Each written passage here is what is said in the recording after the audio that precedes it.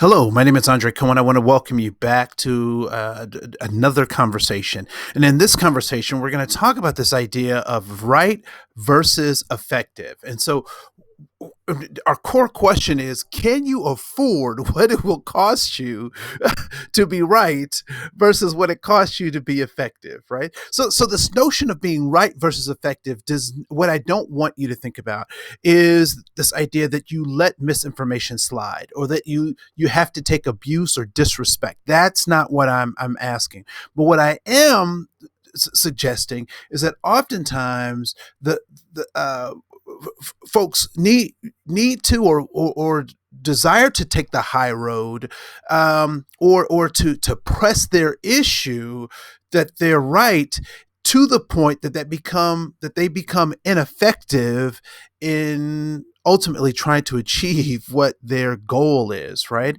And so this notion of what it means to be right versus being effective really centers around what is your goal. So if your goal is to help someone learn and grow and develop, there may be some things you may have to either overlook or for a time let slide so you can come back to them to help them develop. That oftentimes people want these teachable moments right in the moment, but sometimes those teachable moments are more delayed, right? So sometimes we have to take a back seat to, if we want to be effective, to come back to an issue or to a concern.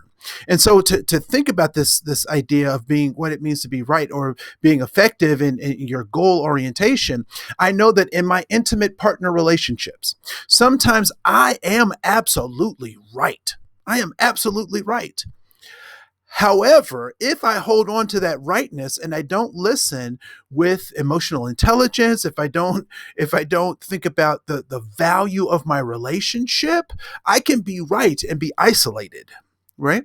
I know that in other situations, I've been in conversations with students, and I know a particular way to speak. I know how to relate in terms of larger concepts. But if I don't make those things relatable, I may be right, but I will be ineffective in having my students understand what I'm talking about. Right. One of the greatest thing about the greatest things about the Apple products is their level of sophistication. It is absolutely amazing what they're able to do with these devices.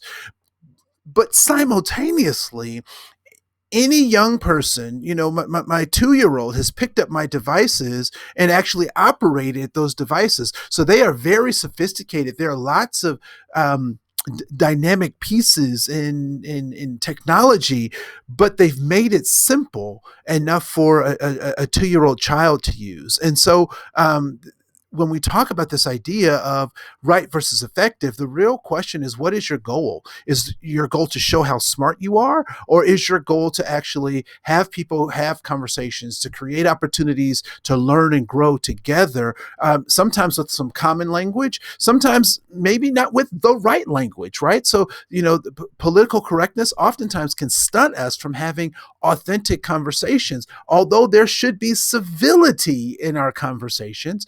But sometimes that those things can stunt our ability to have conversations. Another example that I'll give you is when I was leading a session and a woman stands up and she says, "Andre, I want to know why all the colored people are moving into my neighborhood." And so the crowd like gasped. And they're standing there, and some of folks who consider me an ally were like, "Oh man, he's about to get her. He is about to get her." But as I stood there and I looked at this individual, what I recognized was that she was asking from a sincere heart, that this wasn't a question of malice. This was a question that needed a response. And so I responded to her question. And I simply asked, why did you move into your neighborhood? And she talked about how safe it was, the schools, the property value, so forth and so on. And I said, do you think it's possible that those people moved in for those same reasons? And she came to herself in that moment, right? But I could have corrected her. I could have made an example of her, but I don't know that that would have been effective. It may have been right, but it may not have been effective. And so when we think about, this right versus effective, again, we come back to our goals. What is your goal for communication, for teaching, for gathering folks together?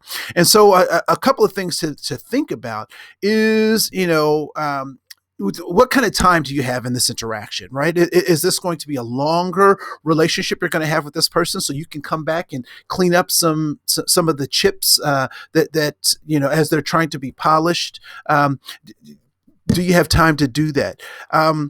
What is your investment in your relationship? How important is your relationship with this individual as you're sharing in a classroom setting, in a workplace setting? I have a lot of investment, and so I want to get things right. I want people to share their thoughts and be understood by others. What we also have to ask is how much of what I'm trying to attack is deeply rooted in their values? Because if they are deeply rooted in their values, it's going to take a long time I'm going to have a lot of investment with this person to get that deep into their values. And then how much is this affront to your values, right? So there are some things that I cannot let slide because of my values. However, I do have to think about strategically how I relate those things so that I can help get that person to move, because that's always my objective, is to help people learn, is to help them grow and help them develop, right? And so if my personal preferences get in the way of that, then I may have some failings as a teacher, leader, facilitator, guide, right? Nextly is this idea of can you refocus on values, right?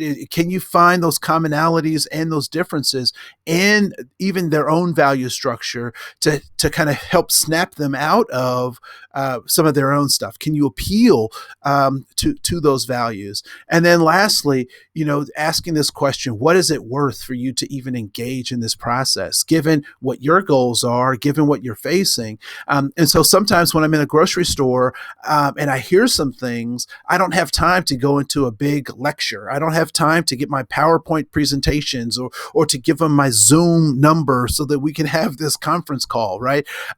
So I have to just engage in the moment. And so sometimes I do things as simple as coughing, right? Bringing notice to their behavior so they can become cognitive of their own behavior. And so with that, I'd ask you, this idea of being right or effective really is going to be based on what your goals are for communication and how much you believe that your communication with this individual is worth to you in terms of achieving your goals. So with that, we're going to end our session. If you like what we're building here, what we're creating, please like and subscribe. The more you do one or both of those things, the more we'll continue to develop more and more content. So my name is Andre Koen. I want to say thank you so much for joining us for this conversation about what it means to be right versus effective. Again, please like and subscribe. We look forward to seeing who you become. I'm Andre. Have a great day.